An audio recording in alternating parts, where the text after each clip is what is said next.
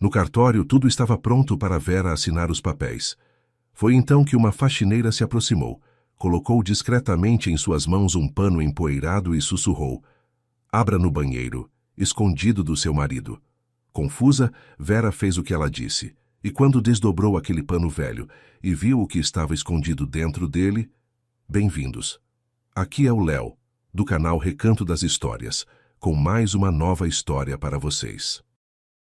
Antes de começarmos, escrevam nos comentários de onde estão nos assistindo.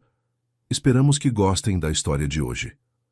Amanhã não começou com o toque do despertador, mas com Márcio já de pé diante do guarda-roupa, de camiseta e calça de moletom, vasculhando as roupas dela. Vera entreabriu os olhos, viu as costas dele concentradas e entendeu na hora.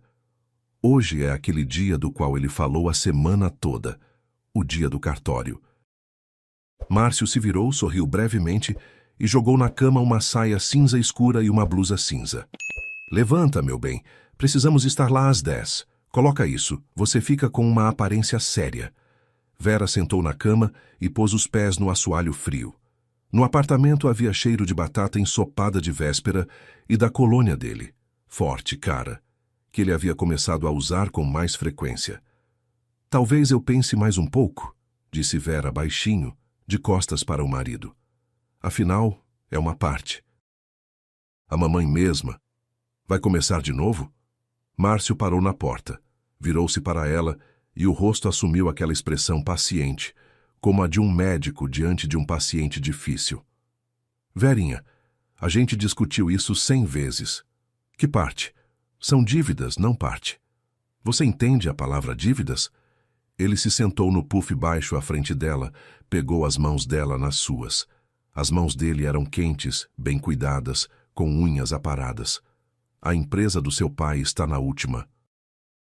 Os fornecedores já estão preparando documentos para a justiça. O banco logo vai chegar para uma auditoria. E sabe quem eles vão arrastar primeiro? Você. Você tem 35% pendurados no seu nome. Assina hoje. Fechamos o assunto." "Não assina. Vamos ficando de cartório em cartório até a aposentadoria. É isso que você quer?" Vera balançou a cabeça devagar. Ela mesma não sabia o que queria. Queria chá. Queria que a mãe estivesse viva e explicasse o que fazer com aqueles papéis.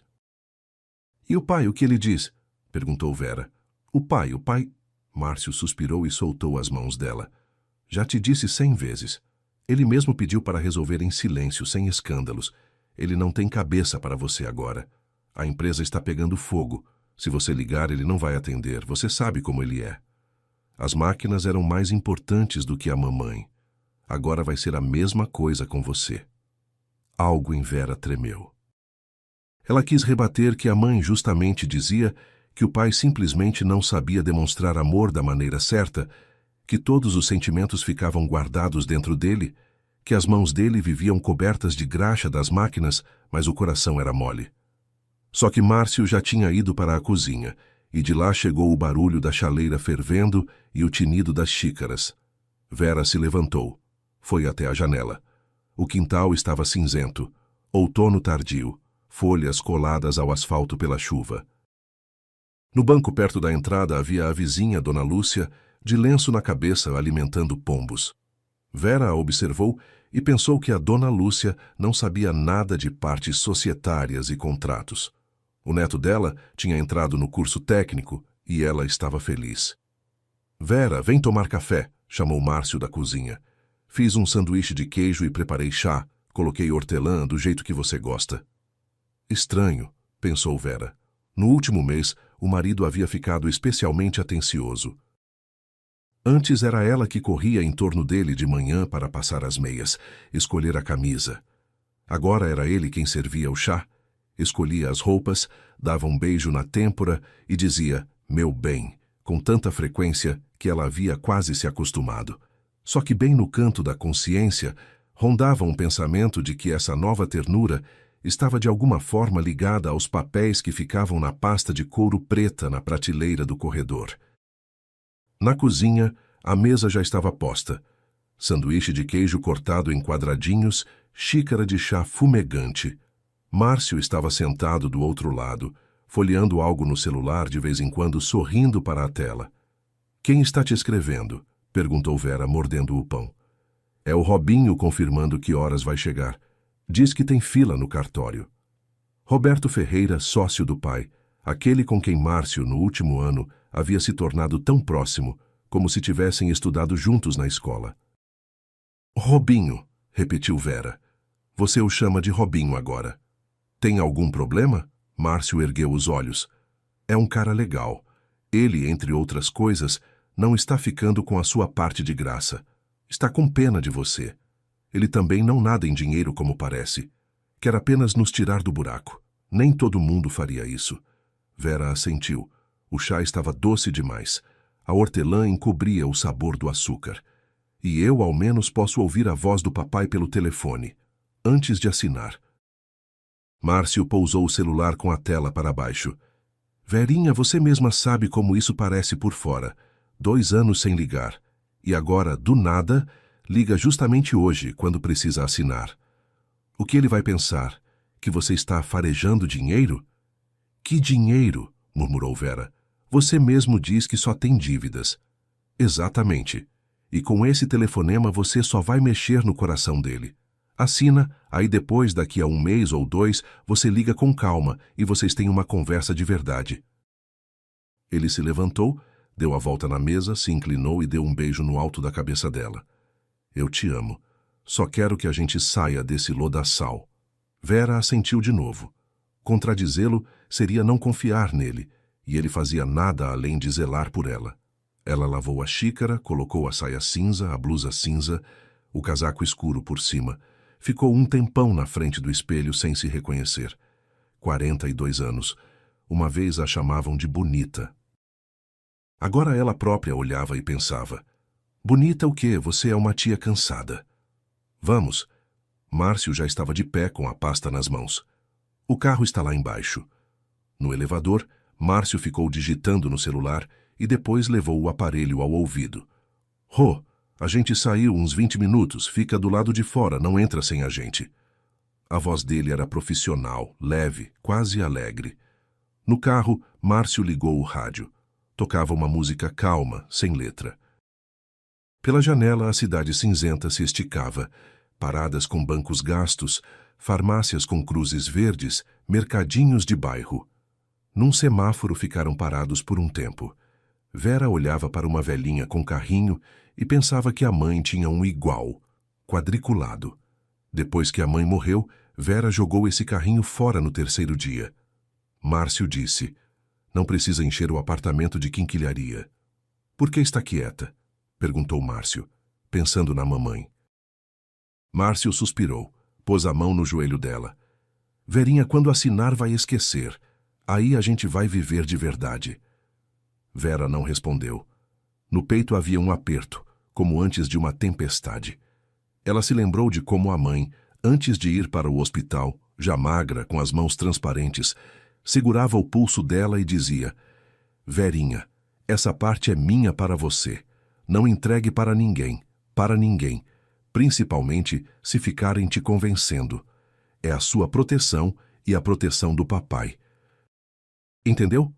Na época, Vera assentia e achava que a mãe estava delirando por causa dos remédios. Agora, essas palavras voltavam e apertavam a garganta. O cartório ficava num prédio antigo numa esquina do centro.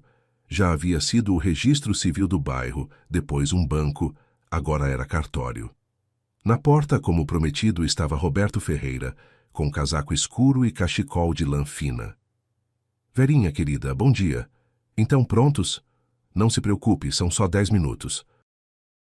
Ele falava com gentileza, mas os olhos eram os de um contador cansado, atentos, penetrantes. Vera sorriu com esforço, assentiu.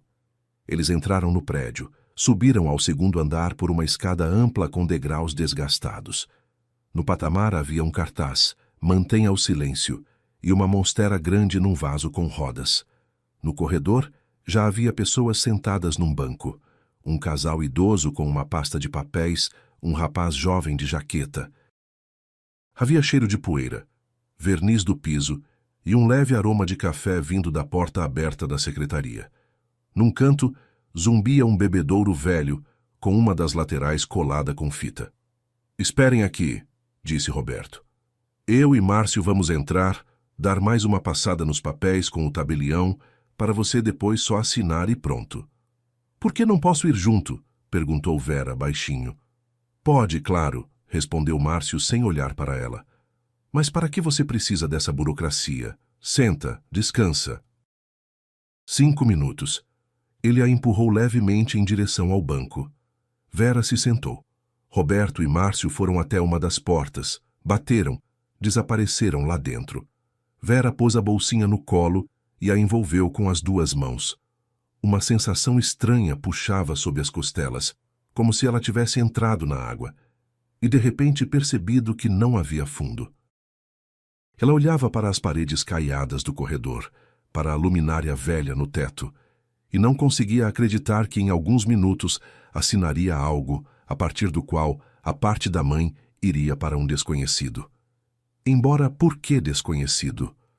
Para o sócio do pai, que tinha pena dela. Foi então que no fim do corredor apareceu uma mulher, idosa, baixinha, de avental cinza por cima de um casaquinho de tricô. Numa das mãos, um balde com rodo com rodinhas, na outra, um pano gasto. Cabelos brancos presos num lenço, nos pés chinelos de borracha simples.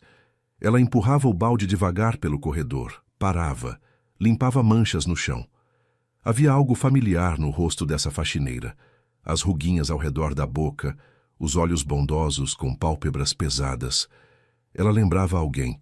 A faxineira levantou a cabeça, cruzou o olhar com o de Vera e ficou paralisada por um instante, brevíssimo, como quem reconhece alguém.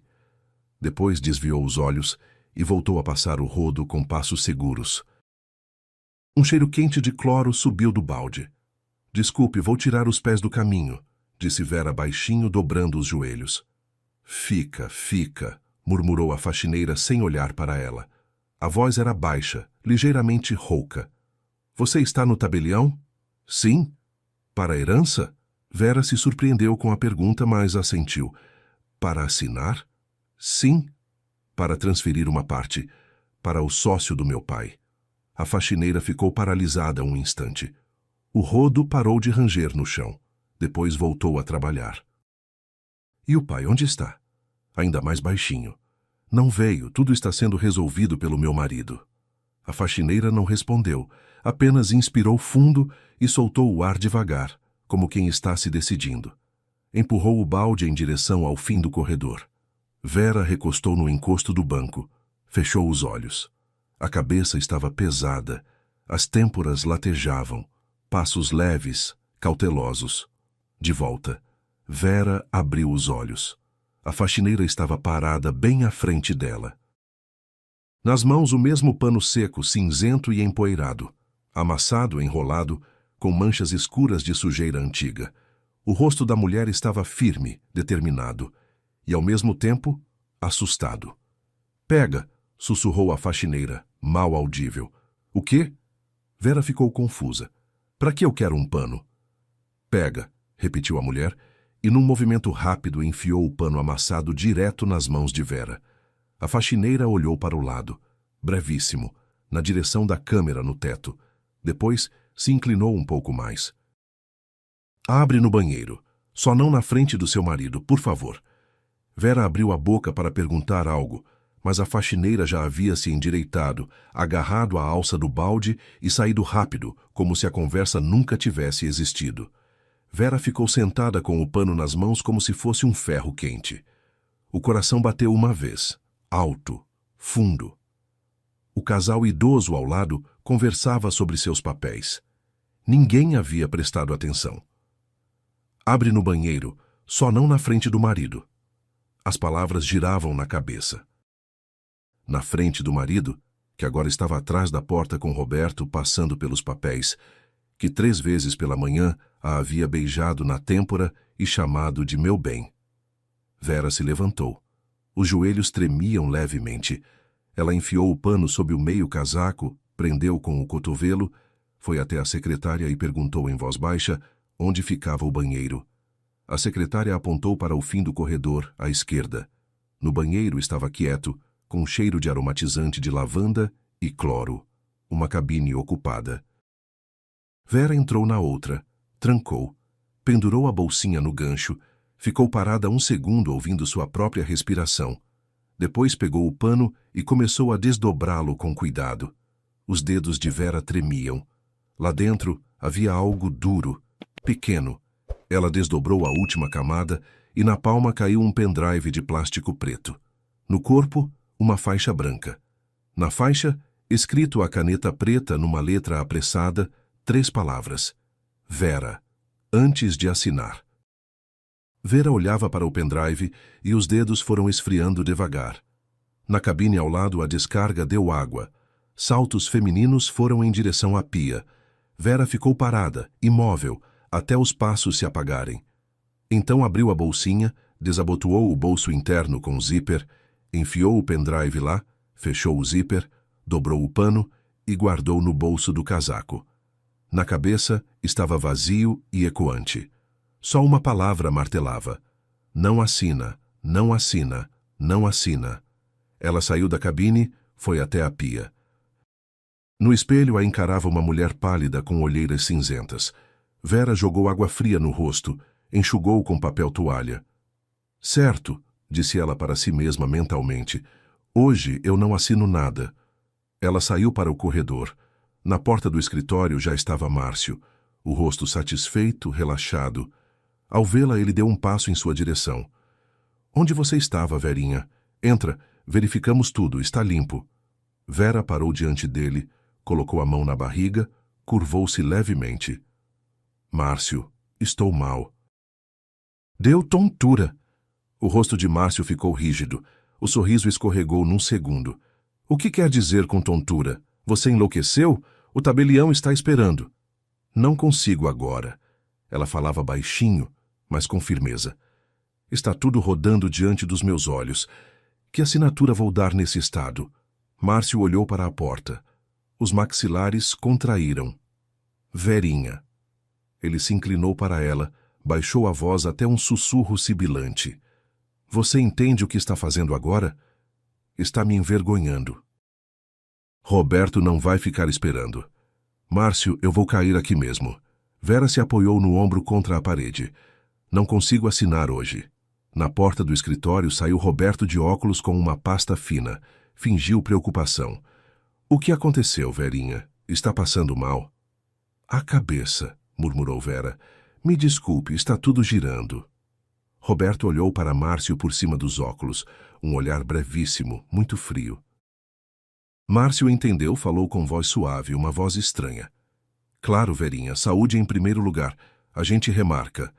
Amanhã ou depois eu assino com calma. É verdade, Roberto? Claro, claro, acenou o outro. O principal é você melhorar.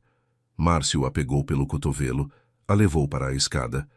No caminho ele dizia algo baixinho para Roberto por cima do ombro. Parecia que estava se desculpando. Vera mal ouvia. Por dentro havia apenas uma coisa: o pequeno pendrive preto no bolso interno da bolsinha. Na rua choviscava. Márcio abriu o guarda-chuva sobre ela, a levou para o carro. Márcio, Vera soltou o cotovelo com cuidado. Vou chamar um táxi. Quero ficar sozinha por um momento. Vou para casa sozinha. Vou passar na farmácia pelo caminho. Por favor. Ele parou. Olhou para ela de forma escrutinadora. Vera aguentou o olhar o quanto pôde. Você está estranha, disse Márcio devagar. Tem certeza que está bem? Só estou mal. Vou para casa deitar, te ligo. Ele hesitou. Depois acenou para um táxi que passava.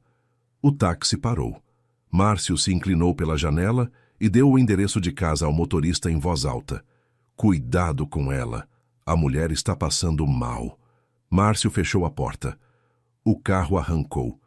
Alguns segundos depois, Vera se inclinou em direção ao motorista. Desculpe, pode mudar o endereço? Não para casa. Preciso ir à Rua das Acácias, número 14, onde fica o banco e a relojoaria ao lado. O motorista deu de ombros. Conheço. Sem problema. O carro virou num outro semáforo. Vera apertava a bolsinha com as 2 mãos, sentindo através do tecido o pequeno quadrado duro no bolso interno.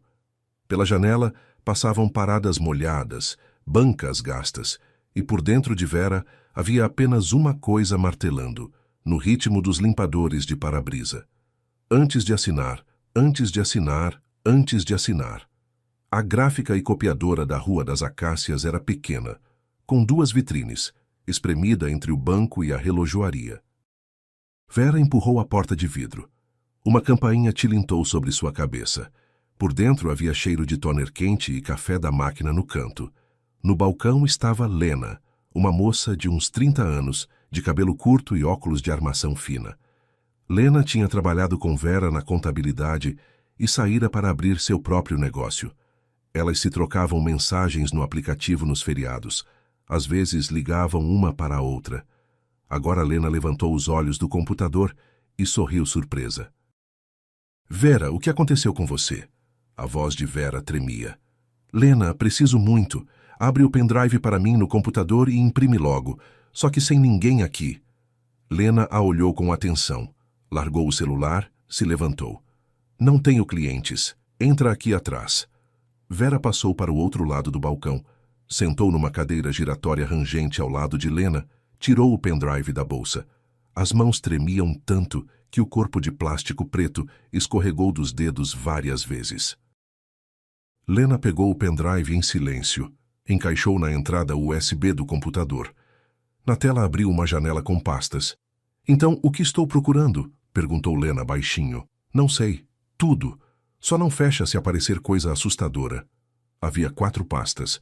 Relatórios, dívidas, cartas, conversas. Lena clicou na primeira. Dentro havia arquivos PDF com o cabeçalho da empresa do pai. Vera reconheceu o logotipo na hora, aquele que a mãe certa vez havia desenhado à tinta nanquim na mesa da cozinha. Lena abriu o primeiro arquivo. Era um relatório trimestral. Receitas, despesas, lucro. Vera se inclinou mais perto da tela. O lucro vinha de forma estável. Na linha de baixo havia números que fizeram a garganta de Vera secar. Nada de empresa dando o último suspiro. Pelo contrário, no relatório havia uma linha separada. Fornecimento de uniformes profissionais para uma rede de clínicas particulares. O contrato era recente, de 2 meses atrás.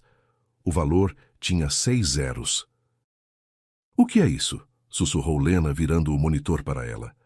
Vera, a empresa do seu pai é milionária. Vera assentiu em silêncio. Os olhos ardiam. Ela se lembrou de como Márcio, na véspera, havia enfiado na cara dela uma impressão com uma porção de números e dizia: Está vendo, os fornecedores já estão apresentando autos. Em 1 mês vão ter oficiais de justiça. Ela assentia, acreditava, porque não entendia nada daquelas notas. Lena abriu a segunda pasta, dívidas. Lá estavam os mesmos autos que Márcio havia mostrado em casa. Formulários, carimbos, assinaturas. Só que agora Lena clicava nos dados das empresas fornecedoras e rapidamente os digitava num navegador aberto ao lado. Espera, a Altex Brasil foi registrada há 6 meses. Endereço jurídico, um apartamento nos arredores. A Contrade Oeste, o fundador é a mesma pessoa que na Altex. A Logística do Sul, mesma coisa. Vera engoliu em seco.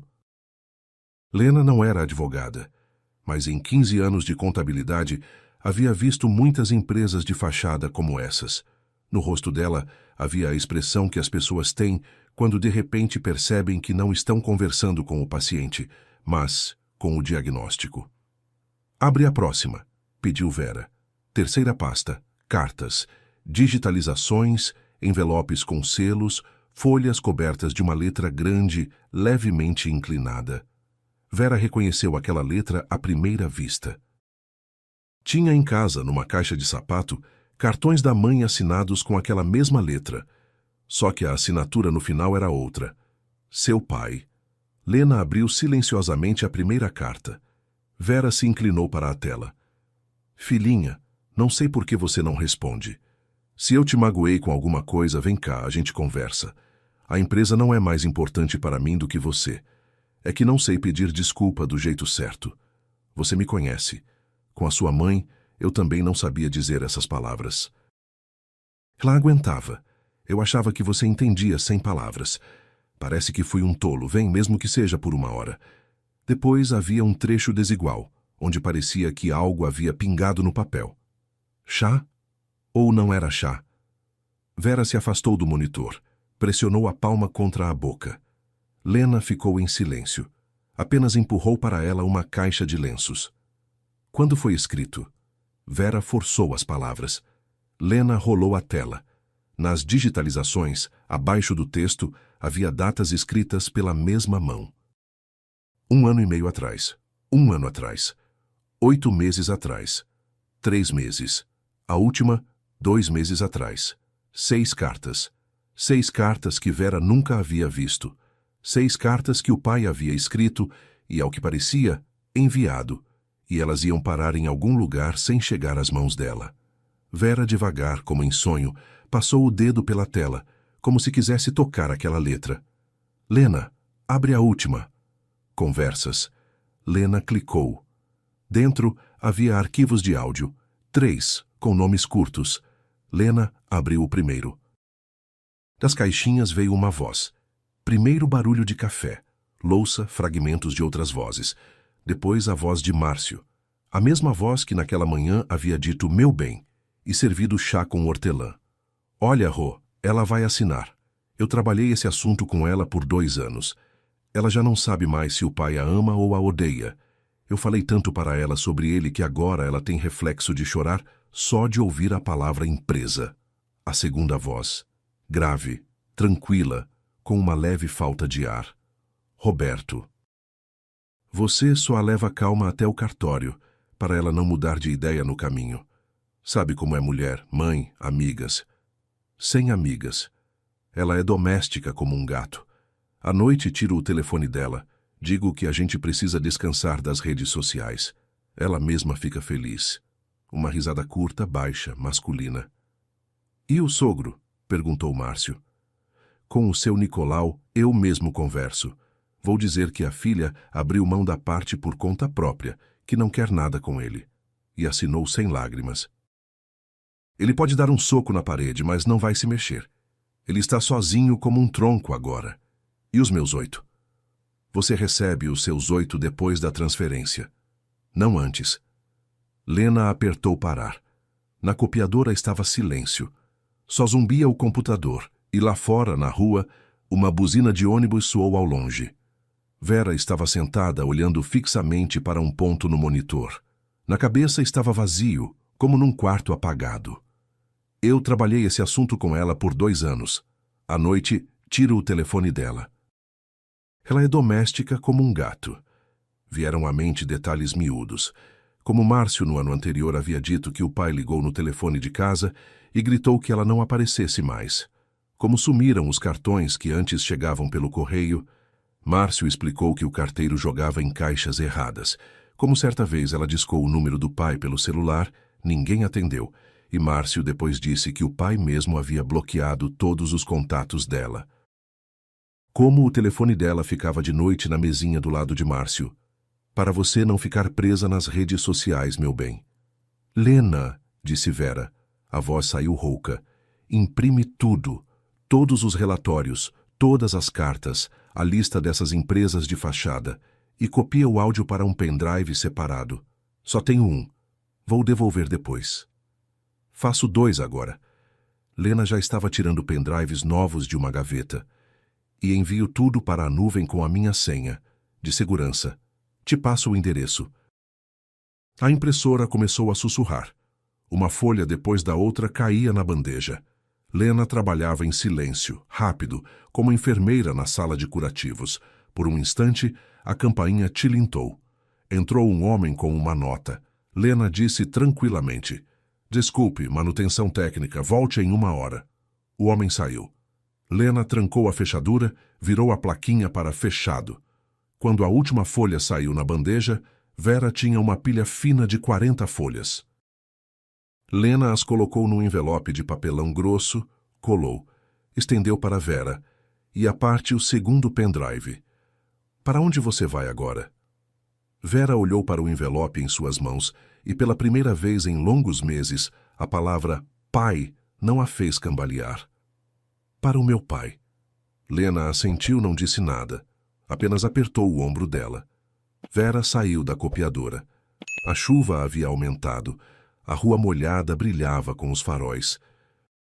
Ela parou uma van velha na esquina que ia em direção ao interior, onde, próximo à fábrica, num pequeno bairro, morava seu Nicolau. Por dentro havia cheiro de roupa molhada, gasolina e algo doméstico, como ovos cozidos levados para a viagem. Vera se sentou na janela, no fundo de tudo. Apertava o envelope contra o peito com as duas mãos. Pela janela se estendiam campos cinzentos, capim achatado ao chão, árvores nuas, poças nos sulcos do asfalto. Numa certa altura, ela tirou o celular. O dedo ficou parado sobre o contato pai. Por 2 anos ela havia tido medo daquela palavra. Agora apertou. Chamadas longas, 1, 2, 3, 6. Vera já ia desligar quando de repente a linha fez barulho. Quieto, um pouco partido. Alô?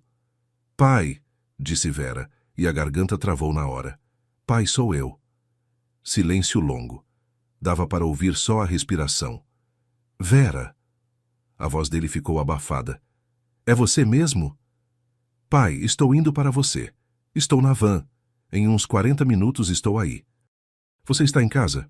Estou em casa. Você está vindo sozinha? Sozinha. Silêncio de novo. Depois ele tossiu como de costume antes de dizer algo importante. Estou colocando a chaleira para esquentar, filha. E desligou. Vera ficou sentada com o telefone encostado na bochecha. A vizinha aposentada, 2 bancos adiante, olhava com tato pela janela. Quando a van parou na virada para o bairro, a chuva havia quase passado. Vera desceu, olhou em volta. Até a casa do pai eram uns 300 metros de asfalto esburacado. Ela andava rápido, ainda apertando o envelope contra o peito.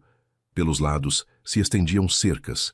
Atrás delas, laranjeiras velhas, estufas de alguém, carros enlameados. A casa era a mesma de infância.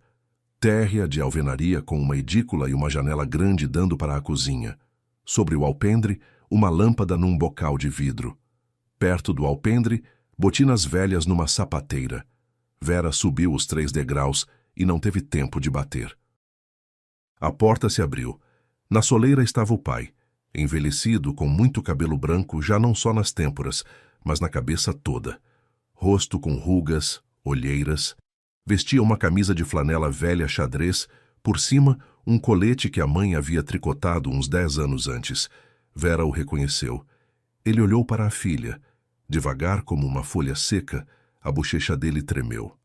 Você veio mesmo sozinha? Perguntou seu Nicolau em voz baixa. Vera quis responder algo, mas o ar ficou preso na garganta. Ela simplesmente deu um passo à frente e encostou a testa no ombro dele. O pai ficou primeiro duro como uma estaca, depois levantou os braços com hesitação e a abraçou. Ele cheirava a sabonete de coco, óleo de máquina e colete velho de lã. Era o cheiro da infância dela. Ficaram assim por um tempo. Depois ele a afastou com suavidade, passou a mão pelos olhos. Está com frio. Entra, filha. Pus batata para fritar. Ouvi quando você disse que estava vindo, na banha, do jeito que a mãe fazia. Por dentro estava quente, com cheiro de cebola frita, pão caseiro e um leve cheiro de remédio da farmacinha na prateleira. Na mesa já havia 2 xícaras, uma chaleira embrulhada num pano de prato, açúcar em cubinhos numa caixinha de metal. Tudo como antes. Vera tirou o casaco, sentou à mesa, o pai na frente. Ele a olhava e ficava quieto, como se tivesse medo de ser o primeiro a dizer algo errado. Vera pôs diante dele o envelope, por cima, o pendrive. Pai, disse ela baixinho, me perdoe. Seoshins, por favor, leia tudo agora, porque senão não vou ter forças para contar. Ele olhou para o envelope, depois para a filha, esfregou o polegar na mesa. O que tem aí, Vera? Tem a verdade, pai. Sobre mim, sobre você, sobre Márcio, sobre Roberto. Leia. Seu Nicolau colocou os óculos de armação fina de metal, desatou o cordão do envelope, tirou a primeira pilha de folhas. Eram as cartas, as suas próprias cartas. Em cima estava aquela folha. Filhinha, Não sei por que você não responde. Ele olhava para a própria letra, por um longo tempo. Depois ergueu os olhos para Vera. Você as está vendo pela primeira vez? Pela primeira vez, pai. Algo no rosto dele se moveu, como em alguém a quem acabam de arrancar um prego importante que sustentava tudo. Em silêncio ele folheou as cartas. 1, 2, 3. Reconhecia cada uma. Pôs em ordem numa pilha. Depois pegou os relatórios, as empresas de fachada, a lista de dívidas. Reconheceu também esses formulários. Esses caras, disse ele em voz abafada, apontando o dedo para um dos dados. Esses caras apareceram na primavera. Roberto os trouxe pessoalmente. Disse que eram fornecedores novos. Eu até estranhei. Por que tão longe de outra região? Mas ele disse, os preços são outros. Seu Nicolau é uma vantagem para você. E eu assinei. Fui um tolo. Ele tirou os óculos, esfregou o nariz. Vamos ouvir o áudio? Vamos. Vera se levantou, foi até o notebook velho que ficava numa mesinha perto da parede. Encaixou o pendrive. Em 1 minuto na cozinha do pai, soou a voz de Márcio, a mesma que ela havia ouvido 1 hora antes na Lena. Eu trabalhei esse assunto com ela por 2 anos. Seu Nicolau ficou sentado de cabeça baixa. Quando chegou os meus 8, ele cerrou o punho a ponto de os nós branquearem. Quando Roberto disse, ele está sozinho como um tronco agora, o pai baixou o punho na mesa em silêncio. As xícaras tilintaram levemente. A gravação terminou. A cozinha ficou quieta de novo. Na cozinha o óleo borbulhava suavemente. O pai se levantou, desligou o fogão. A batata havia queimado um pouco. Eu achava que você tinha me riscado da vida, filha, disse ele, de costas para ela. Escrevia as cartas. Eu mesmo levava ao correio, como carta registrada com aviso de recebimento. Os avisos voltavam, alguém assinava que havia recebido. Eu achava que você sabia e ficava em silêncio. 1 ano e meio de silêncio. Ligava para você no fixo. Ninguém atendia. No celular. Às vezes ocupado, às vezes fora de área. Vim no inverno passado, lembra? Márcio me abriu a porta. Disse que você estava dormindo. Que não mandasse acordar. Que tinha ficado chorando a noite toda por minha causa. E eu fui embora. Ele parou, passou a palma no rosto. E para mim? Respondeu Vera baixinho. Márcio dizia que você me achava inútil, que só pensava na empresa, que não queria me ver e só esperava a assinatura. Eu acreditei nele, pai. Acreditei porque a mamãe havia morrido e não havia mais ninguém para me dizer como as coisas realmente eram. Seu Nicolau desceu devagar até a banqueta. Ficou quieto. Depois levantou os olhos. E Vera viu que na bochecha dele havia uma lágrima escorregando fininha, como de uma torneira com o vedante ruim. Ele a enxugou com a palma, como se fosse um inseto. Filha, eu nunca te expulsei da minha vida. Só aprendi a calar. Achava que você mesma viria quando quisesse. Vera se levantou da mesa, foi até ele, abaixou no agachamento e tomou a mão áspera dele nas suas. A mão estava quente, com pequenos cortes, como a mão de todos os que trabalham na indústria. Vim, pai. Ele olhou para a filha de cima para baixo e pela primeira vez em 2 longos anos sorriu para ela.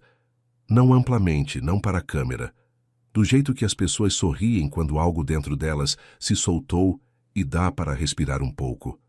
Amanhã, disse ele endireitando-se. Amanhã, filha, a gente vai trabalhar. Temos muito trabalho pela frente. Vera assentiu. Amanhã começou cedo.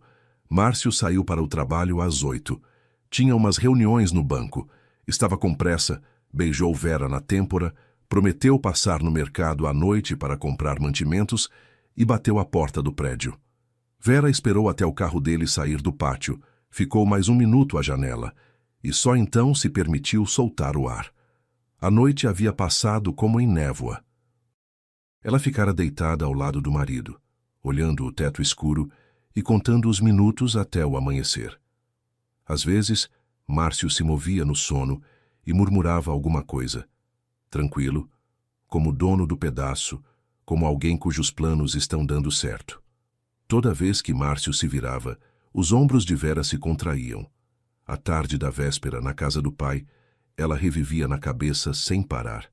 Batata que ele não terminou de fritar. A gravação de Márcio no notebook. As cartas. Antes de ela partir de volta para casa, Vera e seu Nicolau haviam combinado algo simples. No dia seguinte, ela lhe ligaria de manhã, assim que o marido saísse, e eles começariam a juntar tudo num único processo. Naquele dia, precisavam chegar à contadora antes do almoço, depois ao advogado, e ligar mais uma vez para Dona Gilda, a mesma faxineira. O pai havia ligado para Dona Gilda naquela tarde, na presença de Vera. Foi um dos momentos mais difíceis da noite para ele. Por um longo tempo, ele não conseguia acreditar que o pendrive havia sido reunido e passado por ela. A Gilda, aquela que lava o chão para a gente há 10 anos. Espera, filha, vou ligar para ela, discou. Dona Gilda demorou para atender. Quando atendeu, a voz de seu Nicolau tremeu. Gilda, aqui é Nicolau, eu sei de tudo. Obrigado. Preciso conversar com você. A filha e eu viemos amanhã. Conversamos pessoalmente. Não vai mudar de ideia. Do outro lado, Dona Gilda respondeu baixinho. Seu Nicolau, eu já passei 10 anos mudando de ideia. Venham. Vera ligou para o pai logo de manhã. Seu Nicolau atendeu no segundo toque. A voz estava rouca, como de quem também não havia dormido. Pai, o Márcio saiu, estou pronta. Passo para te buscar em 40 minutos. Fica perto do prédio vizinho, não do seu. Nunca se sabe. Os vizinhos... Certo. Vera se vestiu rapidamente, colocou o casaco, desceu para o pátio. A manhã estava fresca. O asfalto molhado brilhava. Pombos vasculhavam junto às lixeiras. Ela foi até o prédio vizinho, parou na guia.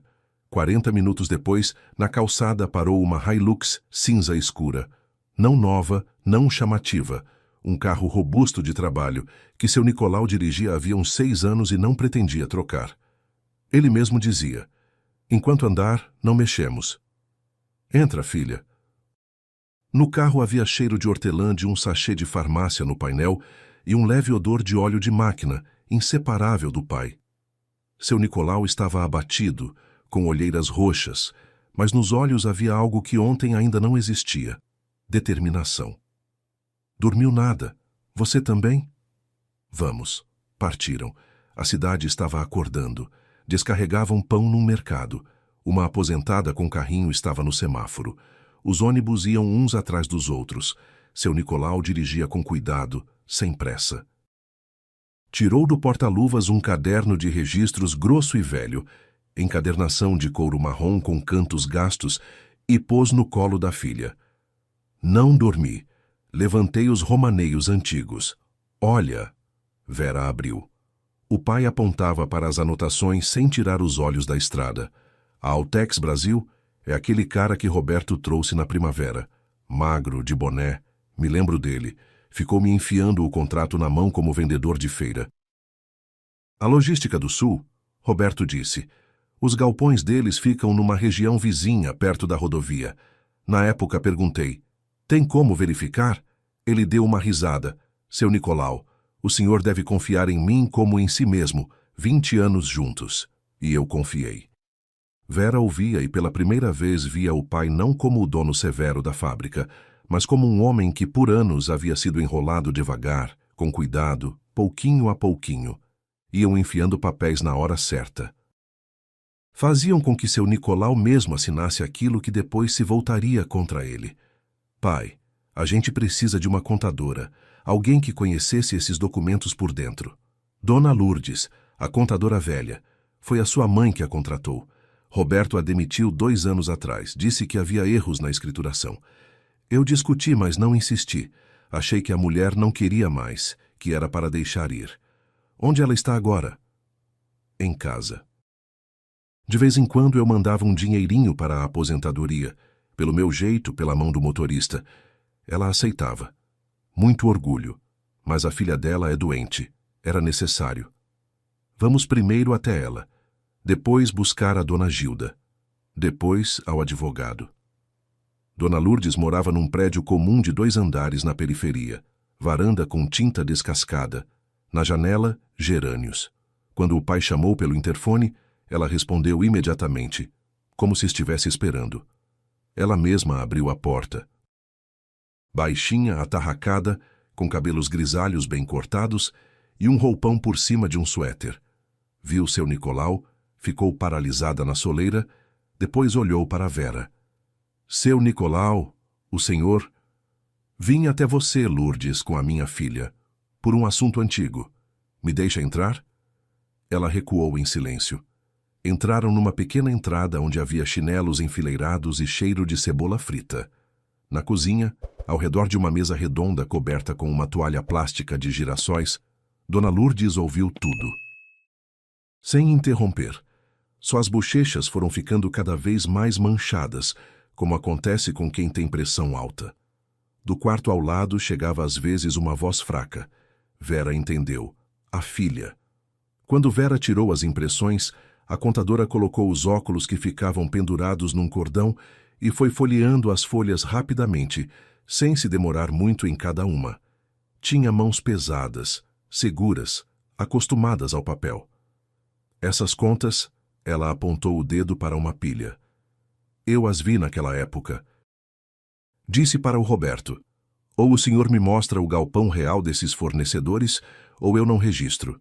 Ele me olhou. Dona Lourdes, registre. Temos acordos. E eu? O senhor tem acordos.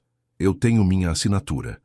Em uma semana, me fizeram um auto dizendo que eu havia cometido erros na escrituração de outro contrato. Disse na cara dele que era fraude. Ele me disse: vai embora por bem, senão vai ser por mal. E eu fui. Ela calou. Depois enfiou a mão sob o aparador, tirou de lá uma caixa de sapatos embrulhada com fita. Eu sabia que algum dia iam perguntar. Aqui tem cópias de tudo que eu consegui tirar. Pelo contrato com a clínica antiga, pelos fornecedores normais, pelos salários, e os romaneios originais dos 6 meses anteriores à minha demissão, antes de Roberto começar a enfiar as empresas dele. Seu Nicolau a olhava, e dava para ver que por dentro dele havia algo convulsionando. Ele pôs a palma sobre a caixa. Me perdoa, Lourdes. Naquela época não acreditei em você. Deixa isso, seu Nicolau. Ela fez um gesto com a mão. Aqui o serviço está pegando fogo. Para onde vamos agora? Buscar a Dona Gilda, depois ao advogado. Dona Gilda morava num prédio velho de vários andares perto do terminal rodoviário. Eles a chamaram pelo interfone, e em alguns minutos ela saiu para a rua, com um casaco escuro simples e lenço na cabeça, uma bolsinha de plástico a tiracolo. Quando avistou seu Nicolau, os lábios dela tremeram. Ela deu um passo em sua direção e simplesmente estendeu as 2 palmas, como quem estende uma vela. Seu Nicolau tomou as mãos dela nas suas. Gilda. Seu Nicolau, há muito tempo eu esperava a gente se encontrar assim. Me desculpa por não ter sido antes. Não há do que pedir. Senta, não vou demorar. Já no carro, a caminho do advogado, Vera perguntou: Dona Gilda, e por que você escolheu exatamente eu naquele corredor? Você poderia simplesmente ter entregado o pendrive para o seu Nicolau.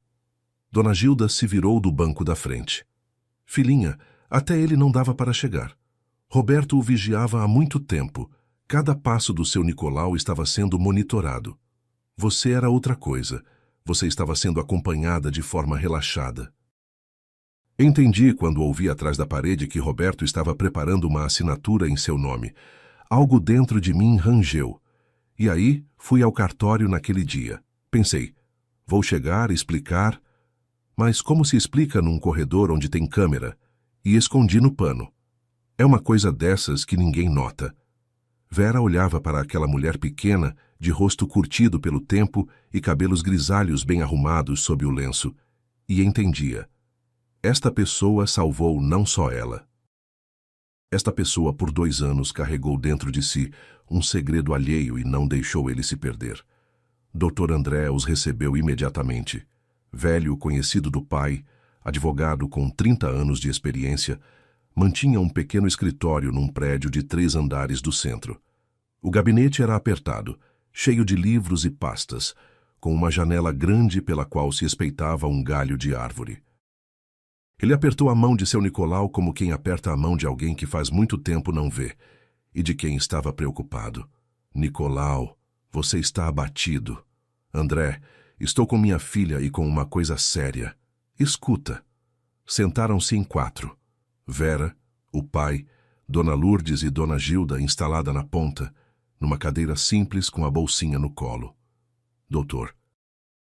André espalhou diante de si os papéis, o pendrive, a caixa, colocou os óculos e trabalhou como cirurgião, sem emoções, separando metodicamente uma coisa da outra. Fazia anotações nas margens com traços curtos de lápis. Uma vez deu um discreto, uma vez disse: "Ora, veja." Quando terminou, tirou os óculos e esfregou os olhos. Resumindo de forma direta: Nicolau, você tem 40%, Roberto tem 25%, Vera tem 35%, da mãe. Pelo estatuto, decisões importantes requerem 60%. Isso todos sabemos. Todos assentiram. O que Roberto quer? Se Vera assinar a transferência da parte, Roberto fica com 60%, e ele não precisa mais perguntar para você. Convoca a assembleia, troca o diretor. O novo diretor então cede os direitos do contrato com as clínicas para uma das empresas de fachada. O dinheiro vai para lá. As dívidas fictícias pelas notas fraudulentas são baixadas na empresa. Parte do maquinário é vendida pelo valor residual, de novo, para os seus. Em 6 meses você fica com uma empresa vazia e processos judiciais. Ele bateu o lápis no pendrive. Na gravação está claro o motivo, o valor, o esquema. É ouro. Vera estava sentada apertando as mãos entre os joelhos. Cada frase caía como um peso na balança. O que fazemos hoje? Continuou o Dr. André. Preparo a queixa-crime na polícia por fraude e tentativa de tomada ilegítima de controle, com o áudio, a correspondência, as impressões e os depoimentos de Dona Lourdes e Dona Gilda em anexo. Paralelamente, entro com um pedido de medida cautelar sobre a parte de Vera para que ninguém possa registrá-la, e junto ao banco para congelar operações com os contratantes suspeitos. E com o Márcio? Perguntou Vera baixinho. O advogado a olhou com gentileza. Com Márcio separadamente. Sobre ele há correspondência e áudio. Ele é cúmplice. Se vier primeiro e prestar depoimento contra Roberto, a pena pode ser reduzida. E o seu casamento é uma história pessoal. Vamos fechar o principal primeiro. Vera assentiu. Sobre o casamento ela ainda não estava pensando. Na verdade, estava pensando, mas de muito longe, como sobre um quarto distante no qual ainda precisava entrar. Agora o mais importante, disse Dr. André, entrelaçando os dedos sobre a mesa. O dia de hoje já passou pela metade. Antes do fim do expediente consigo preparar a queixa, mas as intimações e os mandados de busca e apreensão não ficam prontos em poucas horas. Vou ligar agora para o Dr. Cláudio, o tabelião. Somos conhecidos de longa data. Vou explicar tudo a ele. Ele não vai marcar nada para amanhã. Para a nova reunião pediremos que ele marque depois de amanhã, de manhã. Isso dará à Delegacia de Investigações um dia para preparar a busca e apreensão no escritório de Roberto e coordenar a operação simultânea. E até depois de amanhã, Vera sentiu os dedos esfriarem devagar. Eu vou ter que voltar para casa com o Márcio. Vai e amanhã vai passar o dia inteiro com ele. Caso contrário, ele vai desconfiar e avisar Roberto. Eles vão destruir os papéis e perderemos metade do processo. Você precisa aguentar 1 dia e meio. O adiamento para depois de amanhã fico por minha conta. Agora, na sua frente, ligo para o Dr. Cláudio. Ele mesmo liga para Roberto e diz: "Prezados, tem um imprevisto hoje. Remarcamos para depois de amanhã, às 10 da manhã. Roberto não vai desconfiar. Tabelião é figura independente. Com ele, atrasos acontecem com frequência. Roberto vai ligar para Márcio. Márcio vai para você. E você vai dizer apenas: tudo bem, depois de amanhã então, já havia me preparado. Pronto. E se o Márcio ele mesmo ligar para o tabelião? Perguntou Vera baixinho. Não vai ligar, ele não estava conduzindo essa transação diretamente. Tudo passava por Roberto. Mas mesmo que por acaso ligue, Dr. Cláudio vai confirmar a mesma coisa. Com ele, hoje mesmo acerto tudo. É território dele. Ele mesmo não gosta quando esquemas assim rodam debaixo do nariz dele. O pai cobriu a mão dela com a sua. Filha, Se ficar difícil, encontramos outro caminho. Vera ergueu os olhos. Consigo. Aguentei dia e meio. Ele não vai desconfiar de nada. Então assim, disse Dr. André pegando um bloco de notas. Dona Lourdes, fica comigo. Registramos seu depoimento. Tenho impressora e gravador aqui. Dona Gilda, peço que venha amanhã à minha casa, não ao escritório, para que ninguém a veja perto de mim. Te passo o endereço. Nicolau, nada de ligar para ninguém, especialmente para Roberto. Se ele ligar, fala sobre máquina, sobre o tempo. Vera não existe no seu dia de hoje, entendido? Todos assentiram. Vera saiu do advogado já no crepúsculo. Seu Nicolau a levava de volta para a cidade até o seu prédio. Ficaram quase sem conversar. Só que antes de chegar em casa, o pai desligou o motor e se virou para ela. Vera, dia e meio, não vou largar o telefone. Eu sei, pai. Ele ficou quieto, esfregou a palma áspera no volante. E mais, eu te amo muito, filha. Não sei dizer isso, mas precisava. Vera se inclinou e deu um beijo na bochecha por barbear dele. Eu também, pai. Ela saiu do carro, subiu ao seu andar. Ficou um segundo parada diante da porta. Regulou a respiração, colocou aquele sorriso cansado e culpado que Márcio estava acostumado a ver. Virou a chave. Verinha! Ele surgiu da cozinha, enxugando as mãos num pano de prato. Onde você andou tanto tempo? Já estava preocupado. Desculpa, fila enorme na farmácia. Depois medi a pressão no consultório de plantão, me mandaram descansar. Fiquei no banco, depois tomei chá num café, me perdi. Ele foi até ela, a abraçou, deu um beijo na têmpora. Vindo dele havia cheiro de macarrão instantâneo e o mesmo colônia forte. Então, como você está?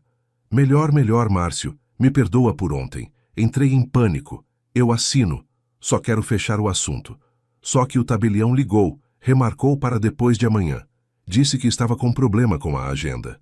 Márcio ficou parado um instante, depois relaxou, assentiu. Bom, depois de amanhã, então depois de amanhã. Pelo menos a gente se prepara com calma. Boa menina, não sumiu por aí.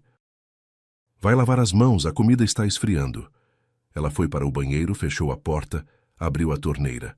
Baixinho, só com os lábios, na expiração, disse para si mesma: dia e meio, só dia e meio. Atrás da porta, Márcio assobiava algo na cozinha, barulhava com pratos, sem saber que depois de manhã, no cartório do tabelião, não ia encontrar a assinatura da mulher, e sim um investigador. A manhã do quarto dia começou como Márcio gostava. Despertador no celular, melodia animada, cheiro de café da cozinha. Ele já tinha se levantado, posto o café no fogo, cortado o pão. Vera ouvia tudo através de um estado de semiconsciência, sem abrir os olhos. Havia dormido umas 2 horas. À noite ficou deitada ao lado do marido, ouvindo a respiração regular dele e contando os minutos até o amanhecer. Verinha, acorda! Márcio apareceu no quarto, já de camisa, barbeado, de bom humor. Às 10 estamos no tabelião. Passei o seu vestido, o azul. Você fica bem nele. Vera sentou na cama, passou a mão pelo rosto. Obrigada, Márcio. A voz saiu uniforme, comum. Ela se surpreendeu consigo mesma. Por dentro, estava vazio e concentrado, como em alguém antes de uma cirurgia que já assinou tudo e agora simplesmente aguarda a maca. Na cozinha, ele lhe serviu café, um sanduíche de queijo, sentou do outro lado, olhava para ela comer e sorria. Sem malícia, suavemente, de dono do pedaço, como alguém que finalmente arrastou um armário pesado até o lugar certo. Depois do tabelião, vamos ao shopping. Compro um casaco novo para você. Você não aguenta mais de ver esse cinza. E que tal viajar nas férias? Praia, sol sem papelada nenhuma. Certo, disse Vera, quebrando a crosta. Vamos embora. O carro ia pelas mesmas ruas cinzentas de 2 dias atrás. As mesmas paradas, as mesmas farmácias, a mesma padaria na esquina, onde uma velhinha com carrinho atravessava a rua. Márcio dirigia com uma das mãos, com a outra segurava a palma dela e esfregava com o polegar as juntas dos dedos. Vera olhava pela janela e contava os semáforos mentalmente. 2, 3. Lembra quando a gente se conheceu? Disse ele de repente. Na festa de casamento do Vitão. Você estava de vestido azul. Eu pensei, pronto, acabou. Homem perdido. Vera virou a cabeça e olhou para o perfil dele. Nariz bem formado, bochecha barbeada, uma pintinha debaixo do ouvido. 12 anos. 12 anos ao lado desse homem. Lembro, ela disse baixinho. Ele sorriu, sem tirar os olhos da estrada. Perto do cartório, já estava o conhecido carro de Roberto. O próprio Roberto apareceu no caminho, com o mesmo casaco escuro e cachecol de lã fina, sorrindo amplamente, como o dono recebendo os convidados no próprio casamento. Verinha, querida, como vai você? Tem umas bochechas rosadas hoje, tá ótima. Obrigada, Roberto. Hoje tudo bem. Subiram o mesmo segundo andar pela mesma escada com degraus desgastados. No patamar, a monstera ainda estava lá. No corredor, estava vazio. Sem o casal idoso, sem o rapaz de jaqueta. Só no canto, perto do bebedouro, uma mulher limpava devagar o chão com um pano cinza. Dona Gilda. Ela não levantou a cabeça. A secretária se levantou, abriu a porta do escritório. Pode entrar, doutor. Cláudio está esperando. Entraram. O gabinete do tabelião era espaçoso, com uma mesa pesada de madeira escura, poltronas de couro para os visitantes, um cofre grande junto à parede.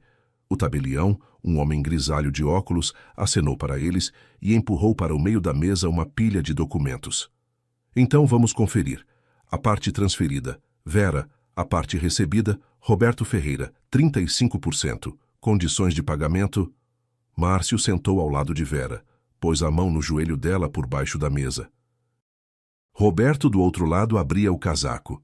Vera pegou a caneta, pôs diante de si, fez de conta que lia. Nesse momento, do corredor vieram passos. Várias pessoas. A porta do escritório se abriu sem bater. O tabelião levantou a cabeça surpreso. Primeiro entrou Dona Gilda, sem avental, de casaco simples, cabelos arrumados, bolsinha pequena nas mãos.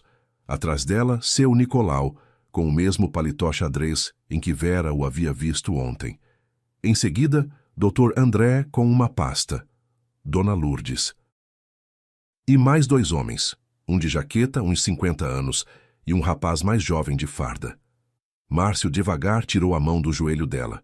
O rosto ficou cinzento, como asfalto depois da chuva.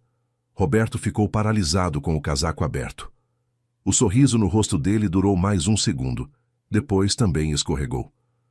Bom dia, disse o homem de jaqueta. Polícia Civil, Delegacia de Crimes Econômicos. Aguardem para assinar, Dr. Cláudio. O tabelião calado largou a caneta. Doutor. André foi até a mesa, abriu a pasta, espalhou papéis sobre a superfície, pôs o pendrive em cima. Prezados, aqui estão os materiais sobre o esquema de tomada ilegítima de controle da empresa Nicolau Tecidos através da transferência da parte de Vera.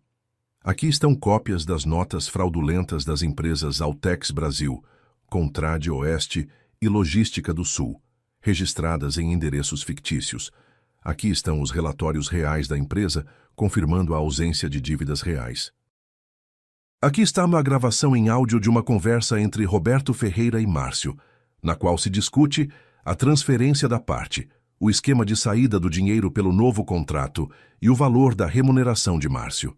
Ele fez uma pausa. E os depoimentos escritos das testemunhas, Dona Gilda, que trabalhou como faxineira no escritório, Dona Lourdes, ex-contadora-chefe, e seu Nicolau, proprietário de 40% da empresa. Roberto tentou recuperar o sorriso de antes. Saiu torto. Doutor. André está falando sério. Umas impressões qualquer coisa, umas gravações de origem desconhecida. Isso é risível. Até no tribunal. Isso não é mais tribunal, disse o investigador com calma. É inquérito policial. No tribunal, vão resolver. Agora, no endereço do seu escritório está acontecendo uma busca simultaneamente. Ligação para lá não vai passar. Os celulares foram apreendidos. Estão abrindo o cofre. Roberto empalideceu. Afundou na poltrona. Dona Gilda o olhou diretamente. Sem raiva, sem triunfo. Eu era faxineira, Roberto. O senhor conversava perto de mim como entre iguais porque não me considerava uma pessoa. Roberto não respondeu. Tirou os óculos em silêncio, os pôs sobre a mesa. Os óculos bateram levemente na madeira. Márcio se virou para Vera. No rosto havia tudo de uma vez: espanto, medo, mágoa. Verinha, o que você fez? Você entende o que acabou de fazer? Você me colocou sob processo. O seu próprio marido. Vera o olhou com calma. Por dentro, nada tremeu.